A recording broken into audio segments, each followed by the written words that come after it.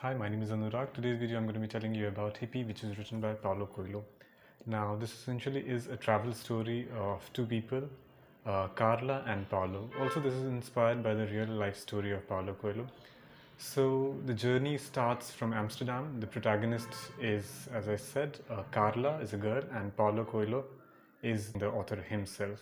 So, it's essentially about the journey from Amsterdam to Nepal. So the journey is via bus, as Hippie used to travel through bus from place to place in search of wisdom. They used to travel to Nepal or India.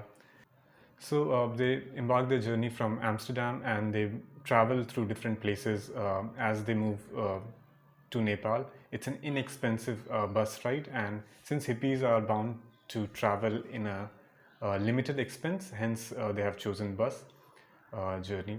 The story is kind of stretchy because you'll see that lot of people or a lot of co-passengers in the bus, their life has been also talked about, which is, I think, irrelevant to the story. The ending of the book, though, is really good, but that is just the last 5 pages of the book. That I'll say that it salvages the story of the book. The last 5 pages, it is nice and relatable, and it was that last 5 page where I got perked up and where the story was little interesting, but unfortunately the book ended at that point in time. So the story is essentially about the journey from Amsterdam to Nepal. Actually, not even Nepal. The book ends in between these places. So it's just about that. So if you wanted to read about hippie culture, know more about that, you could read this book. It's not, I'd say, a very good book. I could not even say it's a bad book because of the ending. So it's a okay kind of book. You could read if you wish to read. It's not something, if you don't read, you miss something. It's just a normal book. I would say it's better than other Paulo Coelho books, which some of them, better than some of the Paulo Coelho books, because it is at least based in 1970s era.